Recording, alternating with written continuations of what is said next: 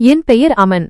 அத்தை என் வீட்டைக் கண்டதும் என்ன அவசரமான வேலை இங்கே வரவேண்டியிருந்தது என்று கேட்டார்கள். என் மேலும் என் அப்பா மீதும் வெறுப்பு நிறைந்த கண்களுடன் அத்தை கேட்டார்கள். அவர்களின் வார்த்தைகளின் குளிர்ந்த முத்திரை அன்றைய சூழலை விடவும் அதிகமாக இருந்தது. அப்போது எனக்கு 10 வயது. நான் ஒரு குழந்தை. பயந்து போய் என் அப்பாவுக்கு பின்னால் நின்று கொண்டிருந்தேன். என் அப்பா கையில் சாதாரணமாக ஒரு துணியில் சுற்றப்பட்ட ஒரு இனிப்பு பெட்டி இருந்தது. என் அப்பாவின் கண்களில் ஒரு மௌனமான கோரிக்கை இருந்தது. அவர்கள் நாங்கள் இங்கே தாங்க முடியாத ஒரு சுவரை தாண்ட வந்திருக்கிறோம் என்று அறிந்திருந்தார்கள். அந்தச் சுவர் பெருமையையும் வறுமையையும் குறித்தது. எப்படியோ அவர்களின் ஆடம்பரமான வரவேற்பறையில் நாங்கள் கால் வைத்தோம். இன்னும் அந்திசாயும் இருளையும் எங்கள் வீட்டில் சுழலும் விசிறியின் இரைச்சலையும் என்னால் உணர முடிகிறது. என் அண்ணன் அயான் பல நாட்களாக ஏமாற்றத்துடன் அந்த சுவரை வெறித்து பார்த்தான். எங்கள் வீட்டில் மின்கம்பிகளின் குறைபாட்டால் மங்கலாக எரிந்த ஒரே ஒரு வெளிச்சம் என் அண்ணன் முகத்தில் விழுந்து அவனது கண்களில் ஒரு மௌனமான கோரிக்கையை நான் கண்டேன். என் உறவுக்கார பெண் மீனாவுக்காக என் அண்ணன் ஒரு பெரிய கனவு காணவில்லை. அவளுக்கு மீனாவின் துணை மட்டுமே தேவைப்பட்டது. ஆனால் அந்த கனவு எங்களை மீனாவின் ஆடம்பர உலகிலிருந்து வெளியே தள்ளப் போகிறது. என் அப்பாவுக்கு சாதாரணமாக நகரின் ஒரு சிறிய அலுவலகத்தில் ஒரு எழுத்தர் வேலைதான். அதில் மிகவும் கஷ்டப்பட்டு எங்கள் வீடு நடந்தது. ஆனால் என் அப்பாவுக்கு அயான் மீது ஒரு இளவரசனை போன்ற அன்பு இருந்தது. உறவு பேச்சுவார்த்தைக்கு முந்தைய இரவு அயான் தன் ஆடைகளை சரி செய்வதை பார்த்தேன். இஸ்திரி செய்யப்பட்ட பழைய சட்டை அவனுக்கு ஒரு அரச ஆடைக்கு குறைவானதல்ல. அவன் என்னிடம், அமன், எனக்காக பிரார்த்தனை செய், வெற்றியில்தான் என் மகிழ்ச்சி என்று சொன்னான். அடுத்த நாள் என் அப்பா தன் கடைசி சேமிப்பிலிருந்து ஒரு மலிவான கடையில் இனிப்பு வாங்கி சுத்தமான துணியில் சுற்றினார். அவர் என்னை பார்த்துக்கொண்டே தமக்குள்ளே இறைவன் நன்மையே செய்வார் என்று சொல்லிக் கொண்டார். நாங்கள் ஆட்டோ எடுக்கவில்லை, ஏனெனில் அதற்கான பணம் இனிப்புக்கு போய்விட்டது. அதனால் நாங்கள் நடந்தே அத்தையின் வீட்டை நோக்கி சென்றோம். ஒவ்வொரு அடியிலும் என் அப்பாவின் தன்னம்பிக்கை குறைந்து கொண்டே வந்தது. என் மனதில் ஒரு விசித்திரமான பயம் அதிகரித்தது. நாங்கள் அத்தையின் வீட்டை அடைந்தபோது ஒரு இரும்பு கதவை ஒரு வேலைக்காரன் திறந்து எங்களை வெறுப்புடன் பார்த்தான். அவன் எங்களை வரவேற்பறைக்குள் அழைத்துச் செல்வதற்கு பதிலாக புல்வெளியின் அருகிலிருந்த ஒரு சிறிய பொருட்கிடங்கு வாசலுக்கு பக்கத்தில் வைக்கப்பட்டிருந்த பழைய நாற்காலிகளை சுட்டிக்காட்டிவிட்டுச் சென்றுவிட்டான். அத்தையும் மாமாவும் வரவேற்பறையின் பெரிய கண்ணாடி ஜன்னல் வழியாக எங்களை பார்த்துக் கொண்டிருந்தார்கள். அத்தையை அழைத்து வர 15 முதல் 20 நிமிடங்கள் அதிகமாக ஆனது. அவர்கள் வந்தபோது முகத்தில் சிரிப்புத் துளியுமில்லாமல் தங்கள் விலையுயர்ந்த ஆடைகளை சரிசெய்து கொண்டே, ஆமாம், உங்களுக்கு என்ன வேலை, இங்கு வரவேண்டிய அளவுக்கு என்ன அவசரமான வேலை என்று கேட்டார்கள். என் அப்பா நடுங்கிப்போய் இனிப்பு பெட்டியை மேஜை மீது வைத்துவிட்டுச் சொல்ல ஆரம்பித்தார். தங்கச்சி, நான் இன்று என் மகன் அயானுக்காக மீனாவின் உறவு பேச வந்திருக்கிறேன். என் அப்பாவின் குரல் நடுங்கியது. அத்தை அந்த பெட்டியை ஒரு பார்வை பார்த்தார்கள். பிறகு சத்தமாக சிரிக்க ஆரம்பித்தார்கள். அவர்களின் சிரிப்பில் அத்தனை கசப்பு இருந்தது. அது என் காதுகளில் இன்றும் ஒலிக்கிறது. அவர்கள் மிதப்புடன், அயானா, அந்த உன் வேலையில்லாத பையனா, அவனுக்கு சாதாரண வேலை கூட கிடைக்கலையே என்று சொன்னார்கள். மேலும் அவர்கள், அண்ணா, உங்களுக்கு பைத்தியம் பிடிச்சுவிட்டதா? இந்த உறவைப் பற்றி பேச உங்களுக்கு வெட்கமாக இல்லையா? நாங்கள் எங்கள் மகனுக்காக ஒரு ஆணையர் அல்லது ஒரு பெரிய வியாபாரி அல்லது சொத்துக்காரர்களின் உறவுகளை பார்த்துக் கொண்டிருக்கிறோம் என்று சொன்னார்கள். உன் பிச்சைக்கார பையனுக்கு என் மகளுக்கு இணையாக நிற்கக்கூடிய தகுதி இருக்கிறது என்று நினைக்கிறாயா? உனக்கு என்ன தகுதி இருக்கிறது? எங்கள் எண்ணம் என்ன? எங்களுடன் போட்டியிட கனவு காண்கிறாய். ஆனால் பாருங்கள், எங்கே நாங்கள், எங்கே நீங்கள்? எங்கள் உலகமே வேறு. அதே நேரத்தில் மாமாவும் வரவேற்பறையிலிருந்து வெளியே வந்து தன் கைகளை உதறிக்கொண்டே அந்த இனிப்பு பெட்டியை தூக்கி தரையில் வீசினார். அது ஒரு குப்பையைப் போல. அவர் கோபத்துடன், இந்த மலிவான பொருளை எடுத்துக்கொண்டு இங்கிருந்து போங்கள், மறுபடியும் இங்கு வரவேண்டாம் என்று சொன்னார். இதையெல்லாம் பார்த்து நானும் அப்பாவும் திகைத்து நின்றோம். அப்பாவின் கண்களில் கண்ணீர் இருந்தது. நாங்கள் கல்லுகளைப் போல அங்கிருந்து வெளியேறினோம். எங்களுக்கு பெரும் அவமானம் ஏற்பட்டிருந்தது. என் அப்பாவின் கால்களில் உயிரில்லை. ஏதோ ஒரு பெயரில்லாத சுமை அவர்களை இழுப்பது போல் நடந்தார்கள். என் கண்ணீரோ முழுவதுமாக மௌனமாக இருந்தது. அவை என் உள்ளே எரிந்து கொண்டிருந்தன. நாங்கள் வீடு திரும்பியபோது அயானுக்கு எல்லா உண்மையும் தெரிந்துவிட்டது. ஏனென்றால் பக்கத்து வீட்டு பெண் ஒருவர் எங்களை பார்த்துவிட்டார். அயான் ஒரு வார்த்தையும் பேசாமல் தன் அறையை பூட்டிக் கொண்டான். அங்கு என்ன நடந்தது என்பதை அவன் முழுவதுமாக புரிந்து கொண்டான். அன்று இரவு அயானின் அறையிலிருந்து எந்த சத்தமும் வரவில்லை. இந்த அமைதி மிகவும் ஆபத்தானது. நள்ளிரவில் அயானின் அறையிலிருந்து ஏதோ ஒன்று தரையில் விழுவது போன்ற லேசான சத்தம் கேட்டது. பயத்துடன் அயானின் கதவை தட்டினேன்.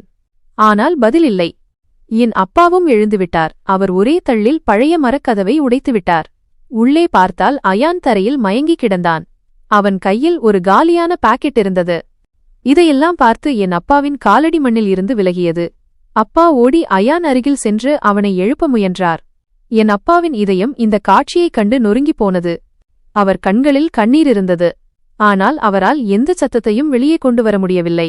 ஒரு காயமடைந்த பறவையைப் போல துடித்தார். நாங்கள் உடனடியாக அயானை அருகிலிருந்த மருத்துவமனைக்கு கொண்டு சென்றோம். மருத்துவர் அவனை காப்பாற்றிவிட்டார். ஆனால் அவனுடைய ஏமாற்றம் முடியவில்லை. நாங்கள் திரும்பி வந்தபோது என் அப்பாவின் நிலைமை மிகவும் மோசமாக இருந்தது.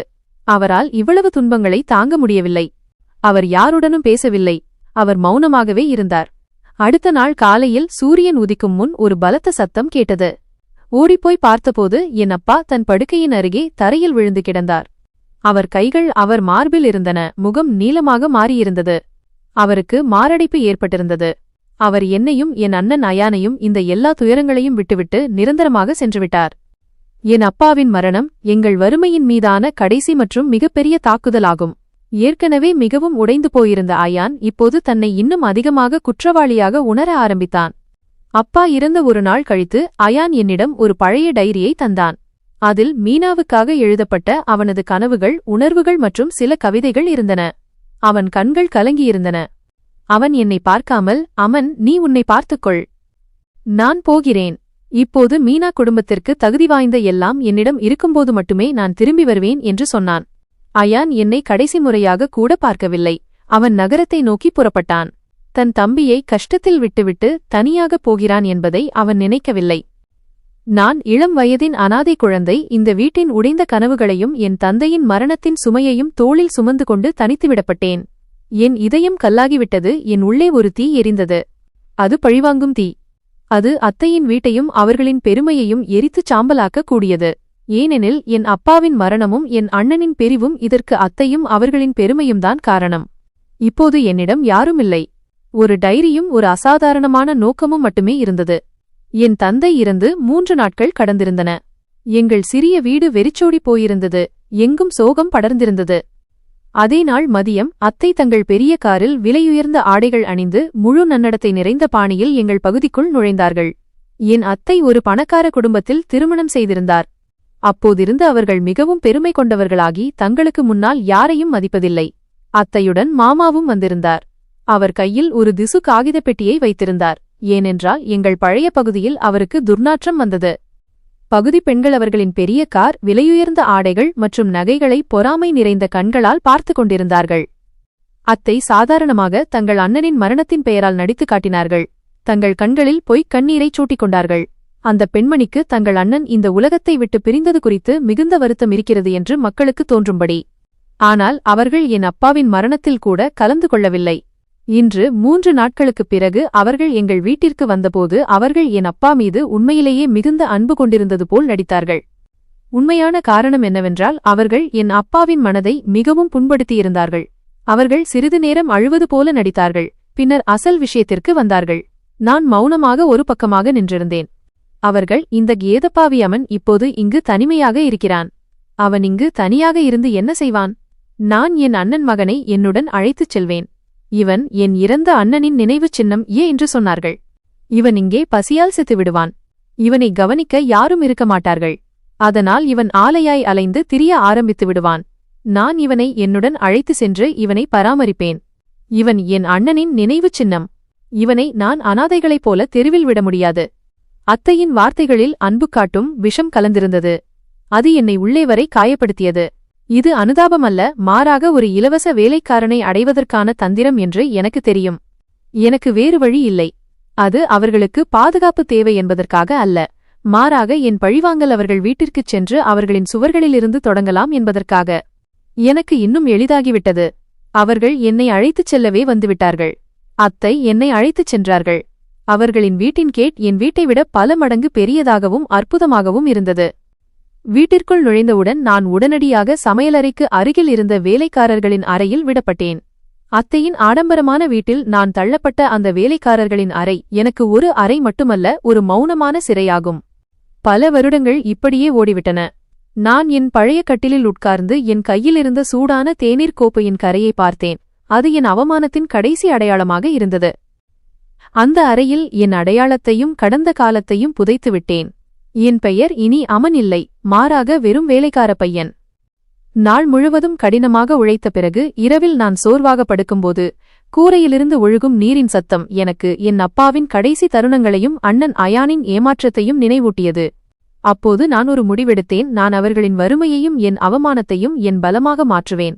என் உடல் அத்தையின் வேலைக்காரனாக இருக்கலாம், ஆனால் என் ஆன்மாவும் மனமும் ஒரே நோக்கத்தில் இருந்தன, பழிவாங்கல்.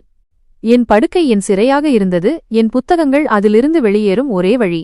ஒவ்வொரு இரவும் நான் இந்த அறையின் துர்நாற்றத்தையும் இருளையும் என் தைரியமாக மாற்றினேன். அத்தையின் முதல் கட்டளை இதுதான். அவர்கள் என் கண்களை பார்த்து, பார் அமன், நீ இங்கே எங்கள் வீட்டில் உள்ள மற்ற வேலைக்காரர்களுடன் இருக்க வேண்டும். உன் வேலை நாளை தொடங்கும்.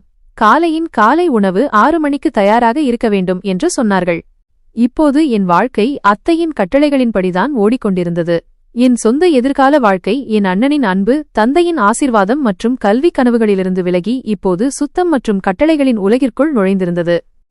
மீனா அவள் என் உறவுக்கார பெண்.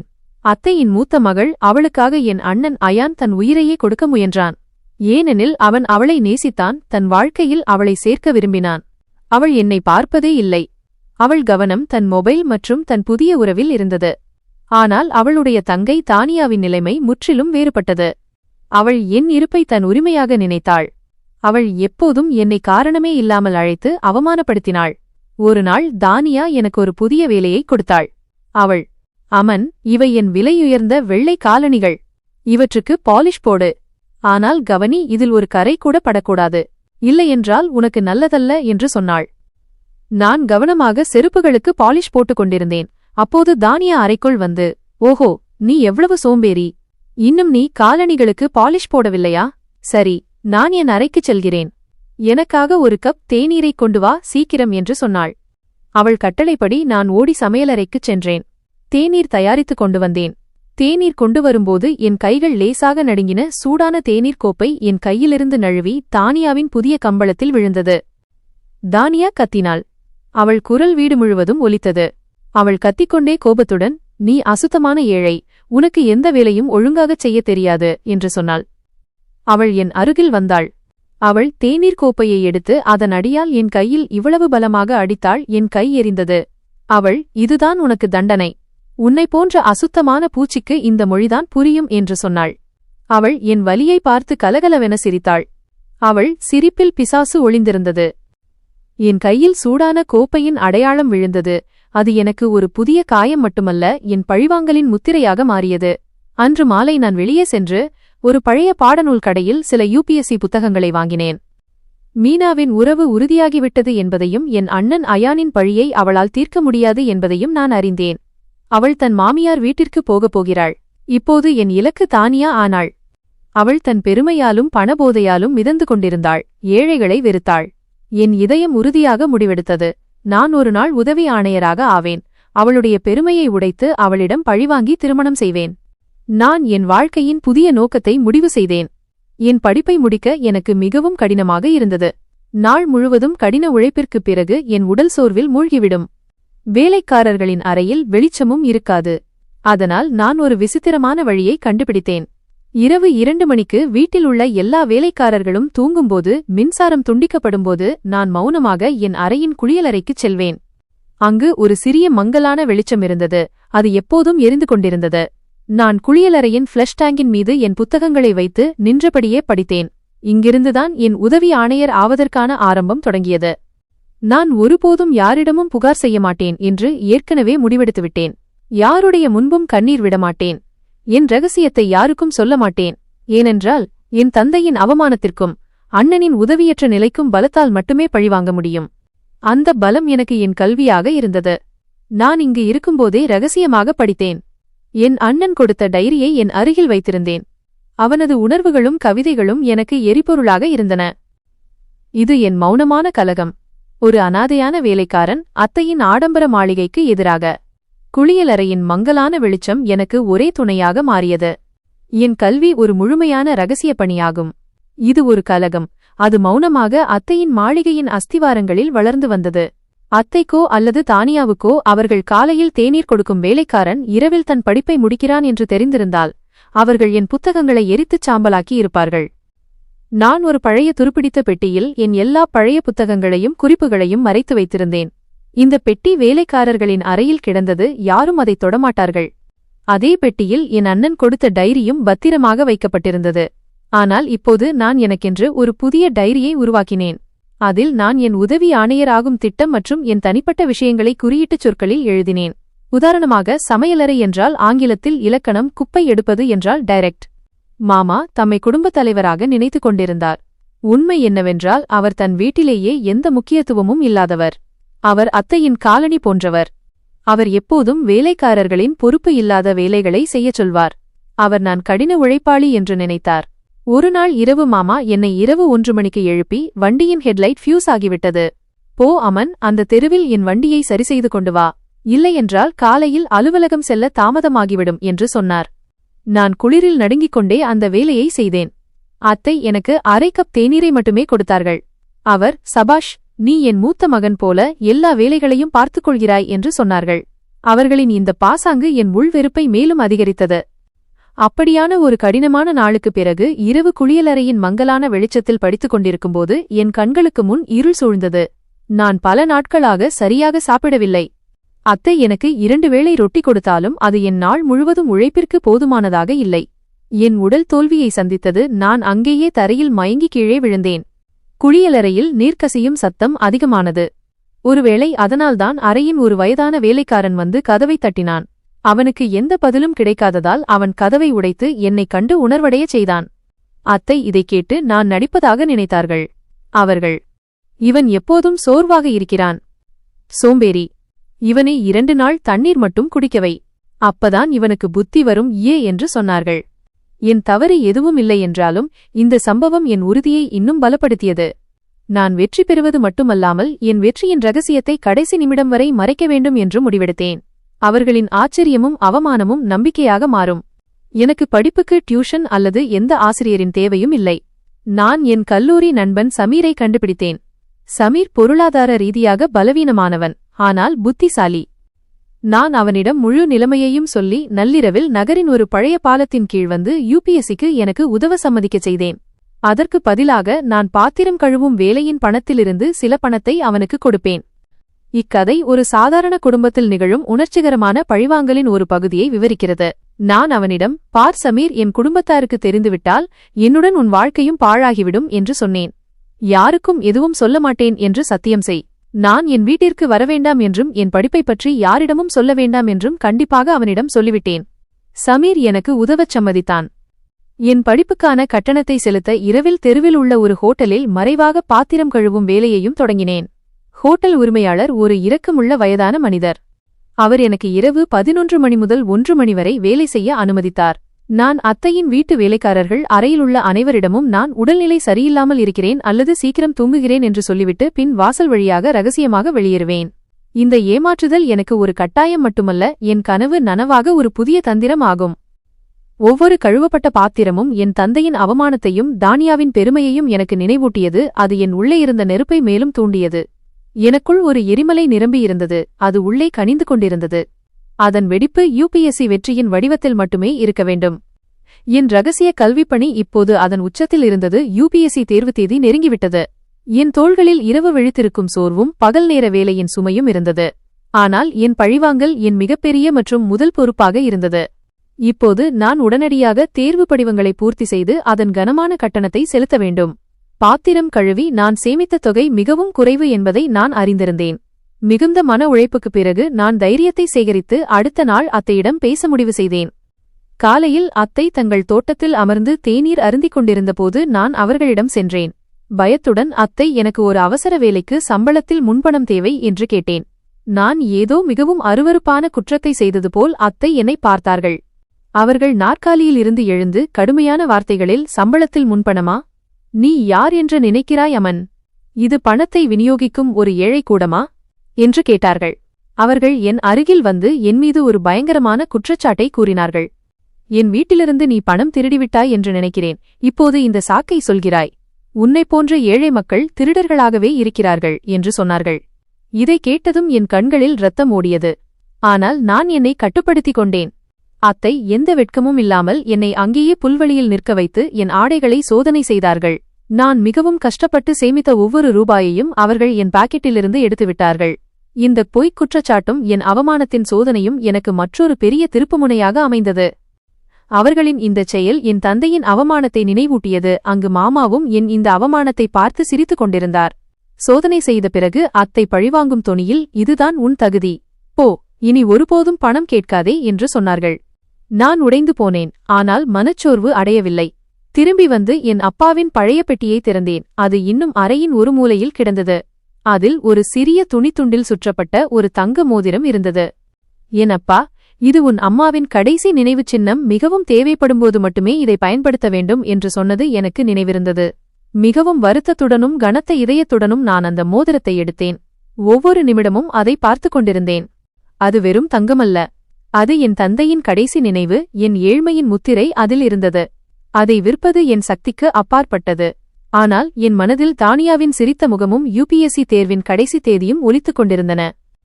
இந்த தங்கம் என் அம்மாவின் நினைவுச் சின்னம், ஆனால் யுபிஎஸ்சி வெற்றி என் தந்தையின் மரியாதையின் நினைவுச் சின்னத்தை விட முக்கியமானது என்று நான் எனக்குள் சமாதானம் செய்து கொண்டேன். நான் ரகசியமாக அறையிலிருந்து வெளியேறி நகரின் பழைய பகுதியில் ஒரு பழைய நகைக்கடையை தேடினேன், யாரும் என்னை தெரிந்து கொள்ளாமல் இருக்க. நான் விரைவாக மோதிரத்தை காட்டினேன். நகைக்கடைக்காரர் மிகவும் குறைந்த விலையை கூறினார். ஆனால் என்னிடம் விவாதிக்க நேரமில்லை. நான் அந்த மோதிரத்தை அவரிடம் ஒப்படைக்கும்போது என் கண்களில் இன்னும் ஈரம் இருந்தது. கிடைத்த பணம் தேர்வு கட்டணத்தை செலுத்த போதுமானதாக இருந்தது. நான் படிவத்தை பூர்த்தி செய்து கட்டணம் செலுத்தினேன். இந்த தியாகம் என் உறுதியை இன்னும் பலப்படுத்தியது. இப்போது எனக்கு பின்வாங்க வழியே இல்லை. இந்த மோதிரத்தை விற்றது பழிவாங்கும் பயணத்தில் என் குடும்பத்தின் கடைசி ஆதரவாக இருந்தது. என் ஒவ்வொரு தேர்வும் என் குடும்பத்தின் கடைசி நம்பிக்கையாகும். தேர்வு நாளில் என் முழு இரவும் பயத்திலும் உற்சாகத்திலும் கழிந்தது. மாமா ஒரு முக்கியமான வேலைக்காக என்னை வேறு நகர சந்தைக்கு அனுப்பியதாக அத்தையிடம் பொய் சொன்னேன். அத்தை சந்தேகித்தார், ஆனால் வேலை காலையில் முடிந்துவிடும் என்று சொன்னேன். என் நண்பன் சமீரின் உதவியுடன் நான் தேர்வெழுத நகரின் மறுமுனையில் உள்ள மையத்திற்குச் சென்றேன். சமீர் எனக்காக ஒரு சுத்தமான ஆடையை ஏற்பாடு செய்திருந்தான். அதனால் நான் ஒரு வேலைக்காரனைப் போல தெரியவில்லை. தேர்வு ஹாலில் அமர்ந்து ஒரு கணம் கண்களை மூடி என் தந்தையின் அவமானத்தையும் அண்ணனின் ஏமாற்றத்தையும் தானியாவின் பெருமையும் நினைவு கூர்ந்தேன். இவையெல்லாம் எனக்கு பலமாக மாறியது. இந்த தேர்வு ஒரு வேலைக்காக மட்டுமல்ல, பழிவாங்குவதற்காக என்பதை நான் அறிந்திருந்தேன். என் ஒவ்வொரு வார்த்தையும் ஒவ்வொரு கேள்விக்கான பதிலும் இந்த உணர்விலிருந்து வந்தது. நான் எப்படியும் வெற்றி பெற வேண்டும். அதனால் நான் அவர்களின் வீட்டிற்கு உண்மையான உரிமையாளராக வர முடியும், மேலும் தானியாவின் பெருமையை உடைக்க முடியும். வெற்றிக்குப் பிறகும் என் உண்மையான நிலையை உடனடியாக வெளிப்படுத்த மாட்டேன் என்றும் நினைத்திருந்தேன். ஆணையர் ஆன பிறகும் நான் ஒரு சாதாரண அரசு ஊழியர் என்று நடிப்புச் செய்வேன். அதனால் நான் தானியாவை பார்க்க உதவி ஆணையராக வரும்போது அவமானம் இன்னும் சிறப்பாக இருக்கும். என் மனதில் ஒரு திட்டம் ஓடிக்கொண்டிருந்தது. அது எனக்கும் அத்தையின் வீட்டிற்கும் இடையே ஒரு சுவரை எழுப்பும். அதை யாரும் இடித்துவிட முடியாது. தேர்வுக்கு பிந்தைய காலம் எனக்கு ஒரு நரகமாகவே இருந்தது. ஒருபுறம் சோர்வடைய செய்யும் வாழ்க்கை, மறுபுறம் என் விதி முடிவு எப்போது வரும் என்று ஆவலுடன் காத்திருந்தேன். நான் நாள் முழுவதும் அத்தையின் வீட்டில் பாத்திரம் கழுவினேன். புல்வெளியை சுத்தம் செய்தேன். வரவேற்பறையை துடைத்தேன். ஆனால் என் மனதில் ஒரே ஒரு எண்ணம்தான் இருந்தது. இவ்வளவு பெரிய விலையை கொடுத்து என் தந்தையின் கடைசி நினைவுச் சின்னமான அந்த மோதிரத்தை விற்று நான் வெற்றியடைந்தேனா? ஒவ்வொரு மணி நேரமும் எனக்கு ஒரு நூற்றாண்டுக்கு சமமாக இருந்தது. முடிவு வருவதற்கு முன் வேறு எந்த ஆபத்தையும் எடுக்க மாட்டேன் என்று முடிவெடுத்தேன். அதனால் நான் என் இரவு நேர படிப்பையும் ஹோட்டலில் பாத்திரம் கழுவும் வேலையையும் சில காலத்திற்கு நிறுத்தி வைத்தேன். இந்த நேரத்தில் அத்தையின் மகிழ்ச்சி பல மடங்கு அதிகரித்திருந்தது. மீனாவின் திருமணம் விரைவில் ஒரு வியாபாரியின் மகனுடன் நடக்கவிருந்தது. அத்தையின் முழு கவனமும் தானியா மீது இருந்தது. அவர்கள் செய்தித்தாள்களில் திருமண விளம்பரங்களை வெளியிடத் தொடங்கினர். அதில் பெரிய அரசு அதிகாரிகள் அல்லது பெரிய செல்வந்த வியாபாரிகள் மட்டுமே எங்களை தொடர்பு கொள்ள வேண்டும் என்று தெளிவாக எழுதப்பட்டிருந்தது. அவர்களின் வியாபாரம் நகரம் முழுவதும் பரவியிருக்க வேண்டும். அத்தை இரவும் பகலும் இந்த தகுதி கனவுகளை நெய்து கொண்டிருந்தார்கள். ஒரு மதியம் நான் வரவேற்பறையை சுத்தம் செய்து கொண்டிருந்தேன். தானியா அங்கே அமர்ந்து முக்கியமான ஃபேஷன் பத்திரிகைகளை பார்த்து கொண்டிருந்தாள். ஒரு பக்கத்தை திறந்தாள். அதில் விலையுயர்ந்த வடிவமைப்பாளர் ஆடைகள் மற்றும் கடிகாரங்கள் இருந்தன. அவள், அமன், இதை பார்க்கிறாயா? இதுதான் வாழ்க்கை. உன்னை போன்ற வேலைக்காரர்கள் ஒருபோதும் இந்த பிராண்டுகளை அணிய முடியாது. உன் உலகம் குப்பை மற்றும் பழைய துணிகளிலேயே இருக்கும் என்று சொன்னாள். அவள், என் கணவர் ஒரு ஆணையராக இருப்பார். அவர் எனக்கு இதையெல்லாம் வாங்கித் தருவார். அப்போதுதான் உனக்கு பணக்காரனுக்கும் ஏழைக்கும் உள்ள வித்தியாசம் தெரியும் என்று சொன்னாள். நான் மௌனமாக தலையசைத்தேன், அவள் சொல்வதை கேட்காதது போல. ஆனால் எனக்குள் பழிவாங்கும் தீ பற்றி எரிந்தது. நான் மனதுக்குள் சிரித்துக் கொண்டேன். தானியா, நான் தான் உன் ஆணையராகப் போகிறேன். ஆனால் இதை உனக்கு கொடுக்க அல்ல, உன் பெருமையை பறிக்க என்று நினைத்தேன். நான் என் சுத்தம் செய்யும் வேலையை தொடர்ந்தேன். அவளுடைய வார்த்தைகள் எனக்கு முக்கியமற்றவை என்று பாசாங்கு செய்தேன். அடுத்த நாள் மாலை நான் தோட்டத்தில் செடிகளுக்கு தண்ணீர் பாய்ச்சிக் கொண்டிருந்தபோது என் நண்பன் சமீர் எனக்கு தொலைபேசி செய்தான். அவன் குரலில் மிகுந்த உற்சாகம் இருந்தது. அவன் நீ ஆச்சரியப்படுத்திட்டாய். உன் அதிர்ஷ்டம் மாறிவிட்டது. முடிவு வந்துவிட்டது. நீ முதலிடத்தை பிடித்துவிட்டாய். நீ உதவி ஆணையராகிவிட்டாய் என்று சொன்னான். இந்தச் செய்தியை கேட்டு என் கையிலிருந்து தண்ணீர் குழாய் நழுவி விழுந்தது. நான் கிட்டத்தட்ட கத்தப்போக இருந்தேன். என் இதய துடிப்பு அதிகரித்தது. ஆனால் நான் உடனடியாக என்னை கட்டுப்படுத்திக் கொண்டேன். நான் என் மூளையை பயன்படுத்தி சமீரிடம் கண்டிப்பாக கேள் சமீர், உடனடியாக இணைப்பை துண்டித்துவிட. நான் சாகும் வரை இந்த செய்தி யாருக்கும் தெரியக்கூடாது, குறிப்பாக என் குடும்பத்தாருக்கு. இந்த ரகசியத்தை நீ உடைத்தால் என் முழு திட்டமும் பாழாகிவிடும் என்று சொன்னேன். என் நிலைமையை நன்றாக அறிந்திருந்த சமீர் என்னிடம் வாக்குறுதி கொடுத்துவிட்டு மௌனமானான். நான் தொலைபேசியை துண்டித்துவிட்டு என் வெற்றியின் ரகசியத்தை என் இதயத்தின் ஆழத்தில் மறைத்துக் கொண்டேன். என் மனதில் ஒரு புதிய நாடகத்தை நான் தயாரித்திருந்தேன். ஆணையரின் உறவு அனுப்பும் நாடகம். நான் குடும்பத்தாருக்கு எந்தச் செய்தியும் சொல்ல மாட்டேன் என்று முடிவு செய்திருந்தேன். என் பதவி உயர்வு பற்றிய செய்தியை கூட சொல்ல மாட்டேன். அத்தை தானாகவே என்னை நோக்கி ஈர்க்கப்பட்டு தானியாவை என் முன் நிறுத்தும் அளவுக்கு நான் ஒரு சக்தி வாய்ந்த மற்றும் உயர் பதவியை பயன்படுத்துவேன் என்று நினைத்தேன். என் நோக்கம் தெளிவாக இருந்தது. வேலைக்காரன் உடையில் வீட்டை சுத்தம் செய்துவிட்டு உதவி ஆணையர் புரோட்டோகால் படி அதே வீட்டிற்குள் நுழைவது. நான் உதவி ஆணையர் ஆன பெரிய செய்தி எனக்குள் ஒரு ரகசியமாக கனிந்து கொண்டிருந்தது. ஆனால் இது அதிக நேரம் ரகசியமாக இருக்காது என்று எனக்கு தெரியும். எல்லா விஷயங்களுக்கும் பயிற்சிக்கும் நான் உடனடியாக ஒரு வாரத்திற்குள் என் நகரத்தை விட்டு வெளியேறி வேறு நகரத்திற்கு செல்ல வேண்டும். நான் என் ஆவண வேலைகளை முடித்துவிட்டு ஒரு தந்திரத்தை செய்தேன். நான் அத்தையிடம் என் பழைய மொபைல் எண்ணிலிருந்து அழைப்பு விடுத்து ஒரு சாதாரண கதையைச் சொன்னேன். அத்தை, எனக்கு ஒரு சிறிய தனியார் நிறுவனத்தில் கணக்கு வேலை கிடைத்துள்ளது. சம்பளம் சாதாரணமாகத்தான் இருக்கும்.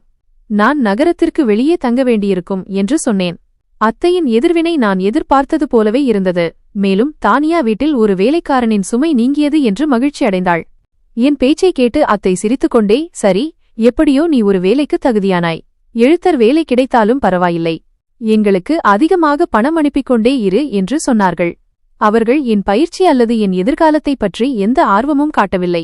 நான் இனி அவர்களின் கண்முன் இருக்க மாட்டேன் என்பதில் மட்டுமே அவர்களுக்கு நம்பிக்கை இருந்தது. இது எனக்கு ஒரு சிறந்த வாய்ப்பாக இருந்தது.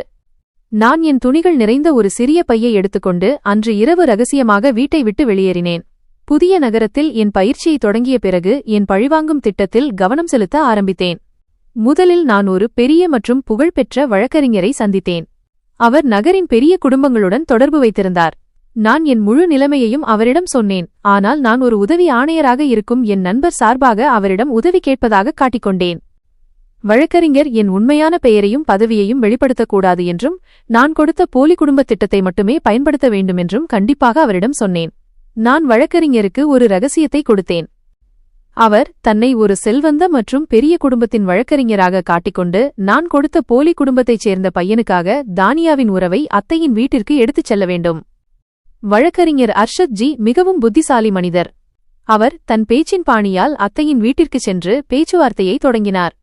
உறவை அவர் கொண்டு வந்த விதம் அத்தையின் பேராசை உச்சத்தை அடைந்தது. வழக்கறிஞர் போலி பையனின் தகுதியை புகழ்ந்து வானத்திற்கும் பூமிக்கும் ஒரே ஆக்கினார். உதவி ஆணையர் சாரின் சம்பளம் மற்றும் அவரது புரோட்டோகால் அவரது கௌரவம் நிறைந்த வாழ்க்கை பற்றி அவர்களுக்கு தெரிவித்தார். இதுபோன்ற உறவு அதிர்ஷ்டசாலிகளுக்கு மட்டுமே கிடைக்கும். அத்தையின் பேராசை விழித்துக் கொண்டது. அவர்கள் தகுதி மற்றும் புரோட்டோகால் கனவுகளை காண ஆரம்பித்தார்கள். உடனடியாக உறவை ஏற்றுக்கொண்டார்கள். அவர்கள் அவசரமாக, வக்கீலையா, இந்த உறவு எங்களுக்கு 100 விழுக்காடு சம்மதம். நீங்கள் ஆணையர் சானை சந்திக்கும் தேதியை மட்டும் முடிவு செய்யுங்கள் என்று சொன்னார்கள். அவர்கள் தங்கள் சொந்த அண்ணன் மகன் அதே தகுதியை அடைந்துவிட்டான் என்பதை பற்றி ஒருமுறை கூட நினைக்கவில்லை. அத்தை சந்திப்பிற்காக அடுத்த வாரம் செவ்வாய்க்கிழமை தேதியை முடிவு செய்தார்கள். இந்த தேதி என் பழிவாங்குதலுக்கு சிறந்ததாக இருந்தது. இந்த நேரத்தில் நான் என் எல்லா புரோட்டோகால் மற்றும் வாகனங்களை ரகசியமாக தயார் செய்திருந்தேன். நான் என் காவலர்களின் தளபதியை அழைத்து என் ரகசிய பணியைப் பற்றி அவரிடம் சொன்னேன். நான் அந்த வீட்டிற்குள் நுழையும்போது என் தோரணை அவர்களின் இதயத்தை பிளக்க வேண்டும் என்று நான் விரும்பினேன். குறைபாடு இருக்கக்கூடாது. என் வருகைக்கான திட்டம் தொலைதூரத்திற்கு என் கௌரவம் மற்றும் ஆடம்பரத்தின் பேச்சு இருக்க வேண்டும் என்று நினைத்தேன். என் சந்திப்பு நடந்த நாளில் நான் வேண்டுமென்றே விடுப்பு எடுத்திருந்தேன். இது எனக்கு ஒரு முக்கியமான வாய்ப்பு என்று காட்டுவதற்காக. என் வருகை மிகவும் பயங்கரமாக இருக்க வேண்டும். அத்தைக்கு யோசிக்க கூட வாய்ப்பு கிடைக்கக்கூடாது என்பதே என் நோக்கமாக இருந்தது. இப்போது நான் ஒரு வேலைக்காரனிலிருந்து உரிமையாளராக அந்த வீட்டிற்குள் நுழைய வேண்டிய நேரம் நெருங்கிவிட்டது. இன்று அத்தையின் குடும்பத்திற்கு ஒரு கொண்டாட்டத்திற்கு குறைவான நாள் அல்ல. தானியாவின் உறவு ஒரு உதவி ஆணையருடன் உறுதியாக போகிறது. அவர்களின் தகுதி என்றென்றும் மாறிவிடும் என்று அவர்கள் நினைத்தார்கள். நான் என் போலி நிறுவனத்திலிருந்து விடுப்பு எடுத்திருந்தேன். அதை நான் அத்தையிடம் ஒரு பொய்ச்சாக்காக சொல்லியிருந்தேன். ஆனால் உண்மையில் நான் என் வருகைக்காக தயாராக விடுப்பு எடுத்திருந்தேன். காலையில் அத்தை என்னை அழைத்து, அயான், உன் நிறுவனத்திற்கு விடுமுறை. அதனால் நீ சீக்கிரம் வீட்டிற்கு வா. நம் வீட்டிற்கு ஆணையர் சார் வருகிறார். வீட்டின் முழுச் சுத்தமும் உன் கையால்தான் செய்யப்பட வேண்டும். ஒரு கரை அல்லது தூசியின் புள்ளி இருக்க நான் விரும்பவில்லை என்று கட்டளையிட்டார்கள். இது அவர்களின் கடைசி அவமானமாகும். அதை நான் சிரித்த முகத்துடன் ஏற்றுக்கொண்டேன். நான் பழைய வேலைக்காரன் உடையில் என் தந்தை அவமானப்படுத்தப்பட்ட அதே வீட்டிற்குள் மீண்டும் நுழைந்தேன். அத்தை என்னை பார்த்ததும் எனக்கு ஒரு நீண்ட பட்டியலை வாசித்துக் காட்டினார்கள். அவர்கள் வேலையிலிருந்து விடுபட்ட பிறகு உடனடியாக வரவேற்பறை தளபாடங்களை பாலிஷ் செய், புல்வெளியில் உள்ள தேவையற்ற இலைகளை அகற்று என்று சொன்னார்கள். முதலில் நான் வரவேற்பறையை சுத்தம் செய்து கொண்டிருந்தேன். அங்கே தானியா தன் அறையிலிருந்து வெளியே வந்தாள். அவள் ஒரு விலை உயர்ந்த ஆடை அணிந்து இளவரசியாக இருந்தாள். அவளது முகத்தில் பெருமை மற்றும் ஆணவம் தெளிவாக தெரிந்தது. அவள் என்னை பார்த்து முகத்தை சுளித்து, அமன், என் காலணிகளில் இப்போதெல்லாம் நிறைய தூசி இருக்கிறது. சீக்கிரம் என் அறைக்கு வா, என் எல்லா காலணிகளையும் பளபளப்பாக்கு. மேலும் நான் இன்று மிகவும் முக்கியமானவர்களை சந்திக்கப் போகிறேன் என்பதை நினைவில் கொள் என்று சொன்னாள். நான் மௌனமாக அவளுக்கு பின்னால் அவள் ஆடம்பரமான அறைக்குள் சென்றேன். அறையில் வாசனை திரவியத்தின் நறுமணம் பரவியிருந்தது. தானியா கட்டிலில் படுத்துக்கொண்டு தன் புதிய காலணிகளை என் முன் வீசினாள். அவள், இவற்றுக்கு சீக்கிரம் பாலிஷ் போடு என்று சொன்னாள். பிறகு அவள் என்னை அவமானப்படுத்தத் தொடங்கினாள். நீ வேலைக்காரன் வாழ்க்கையை வாழ்ந்து கொண்டே இறந்து போவாய் அமன். உன் அதிர்ஷ்டம் இங்கேயே முடிந்துவிடும். என் அதிர்ஷ்ட நட்சத்திரம் இன்று ஒளிரப்போகிறது என்று சொன்னாள். அவளது இந்த வார்த்தை என் நெஞ்சில் ஒரு அம்பை போல் தைத்தது. நான் என் கோபத்தை கட்டுப்படுத்திக் கொண்டேன். நான் குனிந்து அவளது காலணிகளுக்கு பாலிஷ் போட்டேன். மனதுக்குள், இன்னும் 1 மணி நேரம்தான் தானியா. அதற்குப் பிறகு உன் உண்மையான தகுதி உனக்கு நினைவுக்கு வரும் என்று சொல்லிக் கொண்டேன். இந்த காலணிகள் என் கைகளால் கடைசி முறையாக பாலிஷ் செய்யப்படுகின்றன. சுத்தம் மற்றும் பாலிஷ் வேலைகளை முடித்த பிறகு நான் ஹாலை சுத்தம் செய்யத் தொடங்கினேன். அத்தை ஒரு போலிப் புன்னகையுடன் என்னிடம், அமன், நீ எப்போதும் எங்களுக்கு மிகவும் உதவியாக இருக்கிறாய். இறைவன் உனக்கு சின்ன சின்ன முன்னேற்றங்களை தரட்டும் என்று சொன்னார்கள். அவர்களின் இந்த நன்றி நிறைந்த வார்த்தைகள் எனக்கு இன்னும் வேதனையை கொடுத்தது. நான் சுத்தம் செய்வதை முடித்துவிட்டு அத்தையிடம், அத்தை, நான் சுத்தம் செய்துவிட்டேன். நான் போகலாமா என்று அனுமதி கேட்க ஆரம்பித்தேன். அத்தை நேரத்தை பார்த்து என்னை கண்டித்து, இல்லை, இப்போது இங்கே நிற்காதே. வெளியே போ. கதவிலிருந்து தள்ளியே இரு. ஆணையர் சார் உன்னை இந்த கோலத்தில் பார்க்கவும் நமது மானம் போகவும் நான் விரும்பவில்லை. உடனடியாக உன் வேலைக்காரன் அறைக்குள் சென்று மறைந்துவிடு என்று சொன்னார்கள். அவர்களின் இந்த கட்டளை எனக்கு வெற்றியின் கடைசி சிக்னலாக இருந்தது. நான் தலைகுனிந்து சரி அத்தை என்று சொல்லி அவர்கள் முன் இருந்து விலகிவிட்டேன். இதுதான் நான் ஒரு வேலைக்காரனின் நிலையில் அவர்கள் முன் தலைகுனிந்த கடைசி நேரம். நான் என் பழைய அறைக்குச் சென்றேன். அங்கே எனக்கு ஒரு சாதாரண நேரம் இருந்தது. நான் என் காவலர்களின் தளபதியிடம் ரகசிய குறியீட்டு வார்த்தையில் கடைசியாக தெரிவித்தேன். அறையில் தொங்கிக் கொண்டிருந்த ஆடைகள் என் வேலைக்காரனின் ஆடைகள் அல்ல, மாறாக என் உதவி ஆணையரின் சீருடை. நான் என் பழைய கிழிந்த சட்டையை கழற்றிவிட்டு அற்புதமான சீருடையை அணிந்து கொண்டேன். கண்ணாடி முன் நின்று என்னை பார்த்தேன். இது அதே அமன்தான். ஆனால் இப்போது அவன் சக்தி வாய்ந்தவன். நான் என் தந்தையின் புகைப்படத்தை பார்த்தேன். மனதுக்குள் தன் மகன் பழிவாங்குவதற்காக இந்த நாடகத்தை ஆடுகிறான் என்று அவரிடம் மன்னிப்பு கேட்டேன். நான் தயாராகிவிட்டேன். என் புரோட்டோகால் எனக்காக காத்திருந்தது. நான் என் சீருடையில் என் அறையிலிருந்து வெளியே வந்து வீட்டின் பின்கதவு வழியாக வெளியேறினேன். நான் கதவிலிருந்து சிறிது தூரத்தில் காவலர்கள் மற்றும் புரோட்டோகால் வாகனங்கள் தயாராக நிற்பதைக் கண்டேன். மாளிகைக்குள் ஒரு ஆணையர். அமன் கதை பகுதி 3 மற்றும் முடிவு. நான் கருப்பு நிற பெரிய காரில் ஏறி தளபதியை முன்னேற செய்கை காட்டினேன். என் காவலர்கள் மற்றும் முழு புரோட்டோகாலுடன் என் தந்தை அவமானப்பட்ட அதே தெருவுக்கு நான் வந்தேன். வாயிலருகே வண்டியை நிறுத்திவிட்டு கடைசி உத்தரவை இட்டேன். என் நுழைவு வீட்டில் இருக்கும் அனைவரின் சுவாசத்தையும் நிறுத்துவது போல் இருக்க வேண்டும். தெருவில் சைரன்களின் சத்தமும் அரசு வாகனங்களின் ஹார்ன் ஒலியும் அத்தையின் வீட்டில் பெரும் பரபரப்பை ஏற்படுத்தியது. அத்தை, மாமா மற்றும் தானியா ஏற்கனவே வரவேற்பறையில் உதவி ஆணையரை வரவேற்க ஆவலுடன் காத்திருந்தார்கள். அவர்களின் இதய துடிப்பு அதிகரித்தது. அத்தை தானியாவிடம், அமைதியாக இரு, நல்ல அபிப்பிராயத்தை ஏற்படுத்து. இன்று நமக்கு அதிர்ஷ்டம் அடிக்கப் போகிறது என்று சொன்னதை கேட்டேன். தானியா கையில் ஒரு பெரிய பூங்கொத்தை வைத்திருந்தாள். முகத்தில் பெருமை மற்றும் வெற்றி வெளிப்பாடுகள் இருந்தன. வாயில் வழியாக முதலில் என் காவலர்களும் பாதுகாப்பு குழுவும் உள்ளே நுழைந்தனர். அவர்கள் அறையின் ஒவ்வொரு மூலையிலும் தங்கள் நிலைகளை உறுதிப்படுத்தினர். அவர்களின் தொழில்முறை பாணியை பார்த்து அத்தை தங்கள் கனவு நனவாவதாக நினைத்தார்கள். அதன்பின் ஆணையர் அமன் முழு கௌரவம் மற்றும் பெருமையுடன் வரவேற்பறைக்குள் அடியெடுத்து வைத்தார். நேரம் உறைந்து போனது போல் இருந்தது. அங்கு நிலவிய முழுமையான அமைதி என் தந்தையின் அவமானத்திற்கும் அண்ணனின் துயரத்திற்கும் பதிலளித்தது. தானியாவின் கையிலிருந்த பூக்கள் கீழே விழுந்தன. யாரோ அவள் கையிலிருந்து உயிரை பறித்தது போல. அத்தை மற்றும் மாமாவின் கண்கள் ஆச்சரியத்தாலும் பயத்தாலும் வெளியே வந்தன. சில மணி நேரங்களுக்கு முன் அவர்களால் திட்டப்பட்டு வீட்டை விட்டு வெளியேற்றப்பட்ட அதே நபர் மற்றும் தானியா யாரைக் கொண்டு தன் காலணிகளை பாலிஷ் செய்ய வைத்தாளோ அவன் எதிரே நின்று கொண்டிருந்தான். இது என்ன நாடகம் என்று அத்தை திணறி கேட்டார். அவரது விலையுயர்ந்த புடவையின் முந்தானை தரையைத் தொட்டது. மாமாவுக்கு பேச்சே வரவில்லை. நான் நாற்காலியில் அமர்ந்து ஒரு ஆழமான அமைதியான மூச்சு எடுத்து அவர்களை பார்த்தேன். என் முகத்தில் கோபமில்லை, ஆனால் நிம்மதியும் வெற்றி நிறைந்த புன்னகையும் இருந்தது. இது நாடகமல்ல அத்தை, இது ஒரு உண்மை என்று சொன்னேன். என் குரல் அத்தனை அமைதியாக இருந்தது. அறையில் இருந்த கடிகாரத்தின் டிக் டிக் சத்தம் கூட கேட்டது. நான் தான் நீங்கள் மிகவும் மகிழ்ச்சியுடன் ஏற்றுக்கொண்ட உறவுக்குரிய உதவி ஆணையர் அமன் என்று சொன்னேன். நான் மெதுவாக உயிர் இல்லாதது போல் இருந்த தானியாவை பார்த்தேன். தானியா, சில மணி நேரங்களுக்கு முன் நீ என்னை உன் வேலையாள் என்று நினைத்தாய். இன்று நான் உன் கனவுகளின் உரிமையாளராக உன் முன் அமர்ந்திருக்கிறேன் என்று சொன்னேன். நான் அவர்களுக்கு முன் என் தந்தையின் அவமானத்தின் முழு கதையையும் என் அண்ணனின் உயிர் எடுக்க முயற்சி செய்ததையும் அத்தை என்மீது சுமத்திய பொய்த்திருட்டு குற்றச்சாட்டையும் ஒவ்வொன்றாக விவரித்தேன். என் மகனுக்கு உங்கள் மகளை பார்க்கக்கூட தகுதியில்லை என்று நீங்கள் என் தந்தையிடம் சொன்னீர்கள். இன்று நான் உங்களுக்கு இதைச் சொல்ல வந்திருக்கிறேன். என் தந்தையின் மகனுக்கு தகுதி மட்டுமல்ல, உங்கள் மகளுக்கு மிகப்பெரிய மற்றும் சரியான உறவும் அவனதுதான் என்று சொன்னேன். நான் என் நாற்காலியிலிருந்து எழுந்து எல்லோரையும் பார்த்துக்கொண்டே நான் இந்த கல்யாண உறவை கொண்டு வரவில்லை என்று சொன்னேன். என் நோக்கம் என்னவென்றால், நீங்கள் எல்லோரும் ஒரு ஏழை, அனாதை மற்றும் ஆதரவற்ற குழந்தையை வேலையாள் என்று நினைத்து அவமானப்படுத்தினீர்கள்.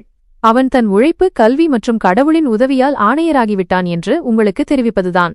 நான் எந்த வெறுப்பு அல்லது பழிவாங்கலின் ஒரு பகுதியாக என் வாழ்க்கையை வாழ விரும்பவில்லை. உங்கள் மகளின் பெருமை உடைக்கப்பட்டுவிட்டது.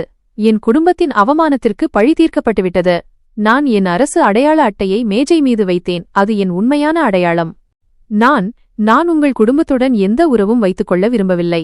நான் உங்கள் உண்மையான அடையாளம் மற்றும் உண்மையான தகுதியை உங்களுக்கு காட்ட மட்டுமே வந்தேன். என் தகுதிக்கு முன் உங்கள் தகுதி இப்போது ஒன்றுமில்லை. ஏனென்றால் உங்களுக்குத்தான் தகுதிதான் மிக முக்கியம் என்று சொன்னேன். இவ்வளவு சொல்லிவிட்டு நான் கதவை நோக்கி அடியெடுத்து வைத்தேன். என் காவலர்கள் செயல்பட ஆரம்பித்தார்கள். அத்தையும் தானியாவும் வேண்டுகோள் வைக்க விரும்பினார்கள். ஆனால் நான் அவர்களை பார்க்காமல் என் காவலர்களுக்கு கதவை திறக்க சைகை காட்டினேன். நான் பெருமையுடன் நடந்து வெளியே வந்தேன். என் முழு புரோட்டோகாலையும் எடுத்துக்கொண்டு அங்கிருந்து புறப்பட்டேன். அத்தை மற்றும் அவர்கள் குடும்பத்தை அவர்களின் அவமானத்துடனும் வருத்தத்துடனும் விட்டுவிட்டேன். இது என் தந்தை மற்றும் அண்ணனின் ஆன்மாவுக்கு மன நிம்மதியை அளிப்பதாக இருந்தது. நான் என் அண்ணன் அயானை தேட முயற்சித்தேன். பின்னர் நான் வெற்றியும் பெற்றேன். ஒரு காலத்திற்குப் பிறகு நாங்கள் இரு சகோதரர்களும் ஒருவருக்கொருவர் எதிரே இருந்தோம். முழு புரோட்டோகாலுடன் அந்த வீட்டிலிருந்து வெளியேறிய பிறகு பின்னால் இருந்த அமைதியும் உதவியற்ற தன்மையும் என் அலுவலகத்தை அடைந்த பிறகும் என்னுடன் இருந்தது. நான் சென்ற பிறகு உடனடியாக அத்தை மற்றும் தானியாவின் நிலைமை அதிர்ச்சியினால் தாங்க முடியாததாகிவிட்டது. அத்தை மயங்கி தரையில் விழுந்தார்கள். தானியா மிகுந்த கோபத்திலிருந்தாள். மாமா எப்படியோ இருவரையும் சமாளித்தார். அவர்கள் உடனடியாக என்னை தொடர்பு கொள்ள முயன்றார்கள். ஆனால் நான் அவர்கள் அனைவரின் எண்களையும் தடை செய்திருந்தேன். அத்தை தங்கள் பணம், செல்வம் மற்றும் தகுதி பற்றி மட்டுமே கவலைப்பட்டார்கள். ஏனென்றால் ஆணையர் வந்து பின்னர் நான் சென்ற செய்தி எப்படியோ பகுதி முழுவதும் பரவிவிட்டது. இப்போது மக்கள் அவர்கள் மீது எதிர்மறை கருத்துக்களை பொழிந்தார்கள். நான் என் அலுவலகத்தில் முதலில் என் தந்தையின் பெயரில் ஒரு அரசு சாரா நிதியை என்ஜிஓ ஃபண்ட் நிறுவினேன். என் ஏழ்மையை அவமதித்தவர்களுக்கு என் உரிமை எனக்காக அல்ல என்பதை தெரிவிக்க. இதற்குப் பிறகு நான் மிக முக்கியமான பணியில் வேலையைத் தொடங்கினேன். என் மூத்த அண்ணனை தேடுவது. நான் என் அரசு அடையாளம் மற்றும் தனிப்பட்ட தொடர்புகளை பயன்படுத்தினேன். நான் பல்வேறு நகரங்களில் உள்ள காவல் நிலையங்கள் மற்றும் ஆசிரமங்களுக்கு என் அண்ணன் காணாமல் போன பழைய புகாரை மீண்டும் விசாரிக்க உத்தரவிட்டேன். என் பழைய நண்பன் சமீரும் இந்த வேலையில் எனக்கு உதவினான். ஏனெனில் அவன் அயானை மிக நெருக்கமாக அறிந்திருந்தான். தேடல் ஒரு வாரம் முழுவதும் தொடர்ந்தது. அப்போது ஒவ்வொரு மணி நேரமும் எனக்கு கனமானதாக இருந்தது. அத்தையிடமிருந்து வந்த வேண்டுகோள் நிறைந்த மற்றும் கோபமான எல்லா தொலைபேசி அழைப்புகளையும் நான் புறக்கணித்தேன். இப்போது அவர்கள் என் சக்திக்கு முன் உதவியற்றவர்களாகவும் பலவீனமானவர்களாகவும் இருந்தார்கள். அவர்கள் இன்னும் தங்கள் நன்மைக்காக என்னை பயன்படுத்த விரும்பினார்கள். நான் தானியாவை திருமணம் செய்து கொள்வது போல நடித்தால் மீனாவின் உறவு முறிவுவதிலிருந்து காப்பாற்றப்படும் என்று சொன்னார்கள். அவர்கள் உனக்கு என்ன ஆகிறது அமன்? குறைந்தபட்சம் எங்கள் மானமாவது காப்பாற்றப்படும் ஈரவை இங்கு செய்யப்பை என்று கேட்டார்கள். அத்தையின் இந்த கருத்தை கேட்டதும் எனக்கு மீண்டும் கோபம் வந்தது. நான் அவர்கள் விதிக்கு விட்டுவிட முடிவு செய்தேன். 8வது நாள் சமீர் எனக்கு ரகசிய செய்தி கொடுத்தான். அயான் அண்ணன் ஒரு சின்ன தொலைதூர கிராமத்தில் ஒரு அரசு பள்ளியில் குழந்தைகளுக்கு பாடம் நடத்தி வேலை செய்கிறார்.